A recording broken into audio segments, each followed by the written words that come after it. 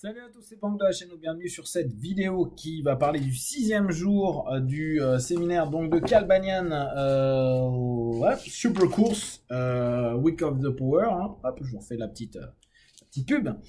Alors, je vous disais que ça commençait un petit peu à me saouler parce que je trouvais que les journées étaient longues. Aujourd'hui, je me suis fait chier, mais je vous raconte pas. Ah bah si, je vais vous le raconter parce que c'est un peu le but du débrief. Mais c'est que clairement, aujourd'hui, donc j'ai pris que quelques petites notes. Ce matin, on arrive, il dit ça va être la méga journée de ouf. Alors déjà, on est mort, on n'en peut plus, on est crevé. Paradoxalement, pas parce qu'on fait plein d'exos, parce qu'on fait rien, quoi. Mais parce que je pense que on se retrouve à être des gamins de primaire à faire cours de 8h à 19h, quoi. C'est de l'attention constante où en fait il y a des moments où tu t'emmerdes, juste tu t'amuses pas. Alors méga journée, je me dis bon allez, on va voir plein de choses. Et en fait on commence directement par une méditation en 7 Pass pour apprendre les dernières recognitions. Ok, bon bah ça a du sens, hein. On fait un petit débrief dessus, puis après il dit ah ouais, après il fait un truc assez curieux, il met tout le temps en avant un 7 Pass, donc hein, je vous rappelle 7 Pass Self-Hypnosis. Hop, that's. Je vous dis, je suis en train de vous faire voilà, déjà, je vous proposerai la première recognition déjà à la NGA, je pense, et puis après peut-être en vidéo, en petit séminaire, même pas, en petite rencontre. Ça peut être sympa de comprendre le début du système. Donc, il suggère que le 5 Pass c'est dur. En gros, ça fait une semaine qu'on est là, la moitié de la journée on fait 7 Pass, l'autre moitié on fait 5 Pass. 5 Pass, donc c'est divisé en 5 aspects. Ces 5 aspects, c'est d'abord faire des pré-tests, préparer le partenaire de manière globale. Après, c'est l'emmener en régression. Après, c'est l'emmener sur un travail de pardon vers l'extérieur. Après, le pardon vers l'intérieur. Et enfin, travailler sur les bénéfices secondaires avec une forme de thérapie des parties. Voilà, ça c'est le 5 Pass. Et en gros, il dit, bah, vous voyez comment c'est dur. Alors tu te dis, attends, là on sort de transe, on est défoncé et tout. Et la suggestion, c'est, vous avez vu, c'est dur. Il y a plein de choses à connaître, alors que 7 Pass, c'est super simple. Et en plus, vous pouvez l'enseigner à tout le monde. Donc, c'est super bien. J'ai trouvé ça assez curieux comme notion de se dire, ah ouais, on est quand même en train de nous donner une suggestion qui est ultra négative sur le système qu'il vend lui-même à longueur de temps comme étant the système d'hypnose. Les 5 passeurs, c'est les 1%, souvenez-vous. Donc j'ai trouvé la suggestion hyper malvenue, pas bien foutue, et puis tout le monde adhérait, genre ah ouais c'est vrai que 7 Pass c'est beaucoup plus simple. 5 Pass c'est pas non plus ultra compliqué une fois qu'on a un petit peu de bouteille. Et je pense même que pour les débutants, ils ont quelque chose d'hyper structuré. Donc ça m'a étonné. Alors, dans le 7 Pass, quand je vous ai dit que ça faisait un truc un peu chelou, vraiment j'ai l'impression de me retrouver en Reiki il y a 15 ans ou il y a 20 ans, où tous les systèmes, méditation transcendantale, etc., où en gros, il y a un level supérieur. Et là, en gros, il y a un level basique. En gros, c'est la recognition pas en entier, une partie de la suggestion, on va faire simple. Après, tu as la suggestion en entier, et après, tu as la forme ultime. Ultimate, il appelle ça. Et il dit, ah non, mais ça, on l'enseigne pas. Il faut revenir pour faire un stage de ça. Donc, bien sûr, ça j'ai noté. Recognition, ça amène des aspirations. Une fois qu'on est au niveau aspiration, on peut peut-être aller vers l'illumination, mais il dit que jusqu'à présent, il a vu personne avec son système arriver à l'illumination, mais c'est l'objectif. Bon, je vous avoue, pour le tester 3 fois par jour, là, depuis une semaine, c'est un système qui est intéressant, qui est sympa, mais qui est pas un système de ouf non plus. Je vous en reparlerai un peu plus. Alors, un moment, il reparle des exercices du soir et du matin, là, notre petite heure je lis un texte, et il dit en fait, je vous apprends à apprendre. Parce que lui, alors ça j'adore, il dit voilà, en gros il faut driller, hein, pour ceux qui font du sport, c'est répéter, répéter, répéter. Puis d'ailleurs, vous faites du sport, du piano, n'importe quoi, c'est on répète, on drill. Et il dit, bah voilà, en gros, pendant 1 heure, je vous montre comment il faut driller. C'est-à-dire en répétant 3 fois le truc, puis après en changeant de partenaire, et ainsi de suite. Bon, ok, en gros, il nous apprend à répéter et à lire un texte. Ok, mais ça donne pas plus de valeur pour moi à l'application. Alors, après, il est reparti sur une histoire de régression spontanée. Donc là, on est passé sur le 5 pass, on était encore dans la matinée. Régression à l'avant-vie, un truc... alors, il nous dit, voilà, alors, je vais vous donner un petit texte pour les régressions en vie antérieure. Là, je l'ai, je vous en parlerai... en fait, je vais débriefer après chaque chose qu'il nous a donné. Bien sûr, en respectant le fait que il a très marqué le 3/4 des choses, donc c'est plutôt je vous en parlais de façon globale. Il a donné un petit texte sur ça, et puis il dit, moi, mon truc, c'est surtout aller travailler sur du... sur du, comment il appelle ça, ouais, sur une espèce de between life, pour voir si c'est vraiment une régression en vie antérieure. En fait, il se prend beaucoup la tête pour des choses qui parfois, bah, on s'en fout si c'est une régression en vie antérieure, on la traite comme telle, et après on voit comment on peut l'utiliser dans notre modèle plus classique de 5 pass. Bon, il y a un moment, il fait un truc qui est intéressant. Il demande les deux moments les plus importants dans la vie, la naissance et après savoir pourquoi on est né. Voilà. Et il a une orientation qui est comme ça aussi bien avec ses patients qu'avec ses apprenants. Apparemment, c'est quelque chose que lui il trouve particulièrement important à prendre en compte. Sauf que dans ma tête, je me disais ouais, mais il y a combien de personnes finissent leur vie sans savoir pourquoi ils étaient là où ils étaient faits. Moi, par exemple, la notion de dire pourquoi je suis sur Terre, j'en ai pas la moindre idée. Ce que j'aime faire, c'est l'hypnose, les arts martiaux, la psychothérapie, les arts martiaux, mais après, pourquoi je suis là, ça, j'en sais rien et je mourrai certainement sans savoir. Donc, est-ce que ça change grand-chose et est-ce que si on est axé comme ça dans le mode thérapeutique, ça nous limite pas à un moment ou à un autre? Je sais pas. Dites-moi toujours ce que vous en pensez, c'est très intéressant.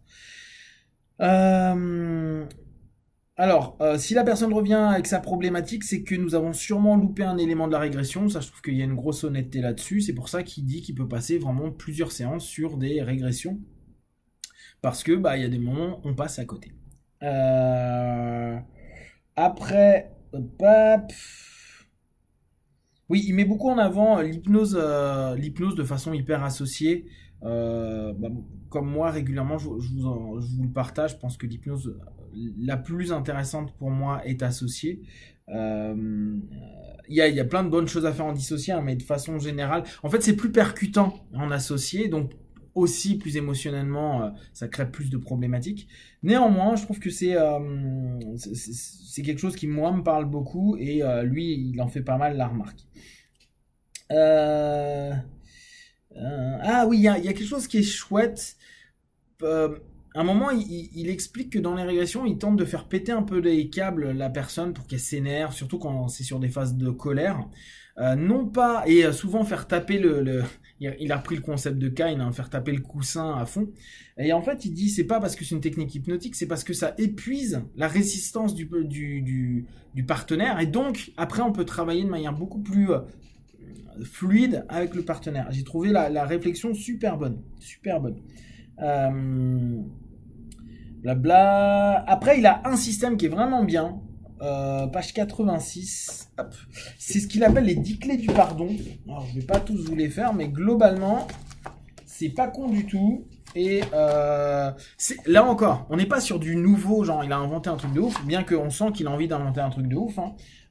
Mais je pense qu'à peu près tous les thérapeutes, au bout d'un certain moment, et surtout dans l'hypnose, on sait l'ego qu'on peut tous avoir. Je m'inclus totalement dedans. Il y a toujours cette volonté, je pense, de laisser quelque chose dans l'histoire.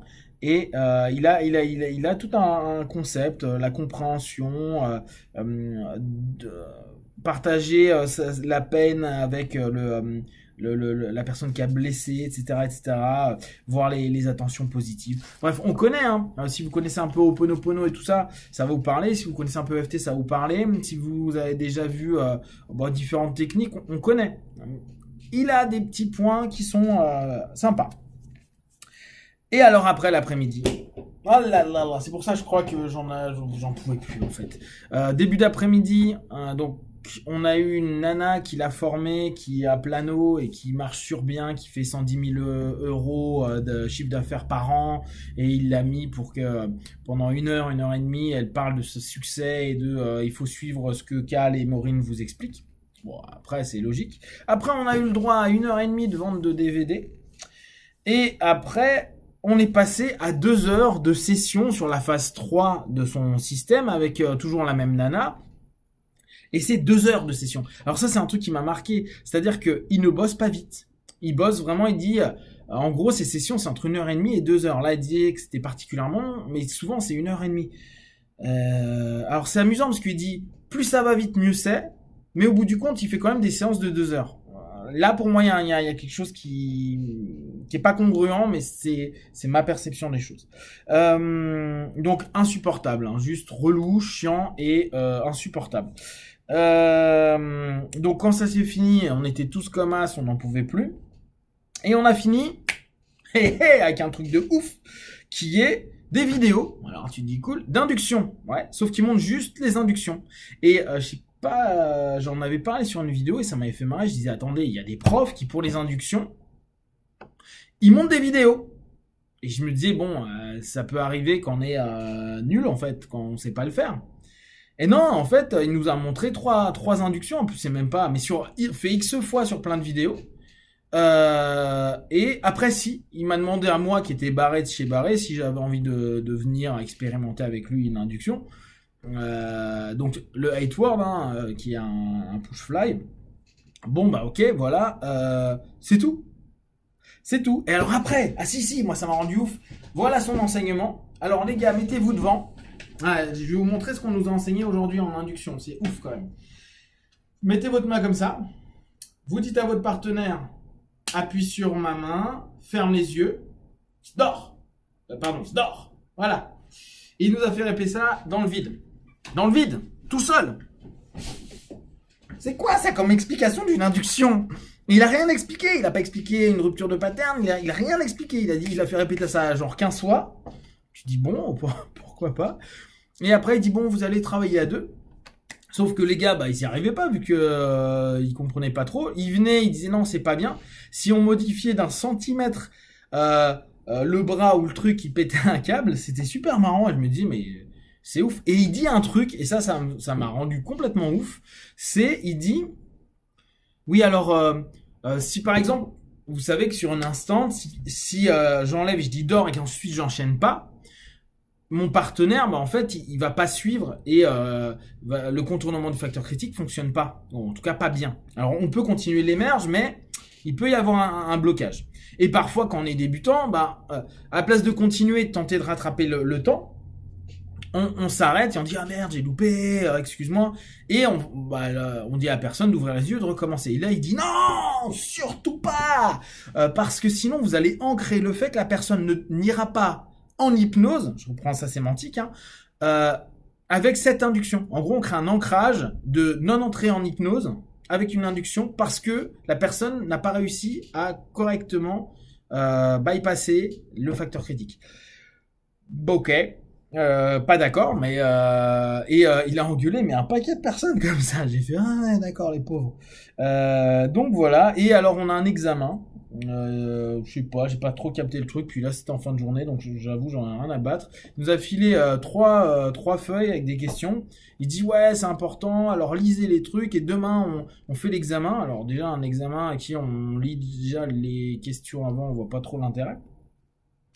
Et sachant que de toute façon, examen ou pas, on s'en tape parce que c'est pas un truc qui est certifié avec examen. Donc ils donnent leur certificat quoi qu'il arrive. Donc ça veut tout dire. Mais il met une espèce de stress sur ça alors que c'est pas pour de vrai.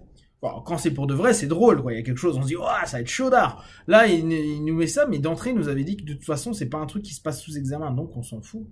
Et il nous le donne pour qu'en plus on puisse voir le soir potentiellement les récompenses. Donc ce qui est encore plus n'importe quoi. Bon alors là-dessus c'était n'importe quoi en fait. Voilà donc vraiment je confirme, hein, le gars est cool, le gars est ultra, c'est comme ça et ça doit pas bouger d'un iota. Donc beaucoup de procédures que souvent lui a créé, hein, donc ce que je peux comprendre, hein, il se dit c'est mon bébé, donc je veux que mon bébé soit diffusé de manière correcte.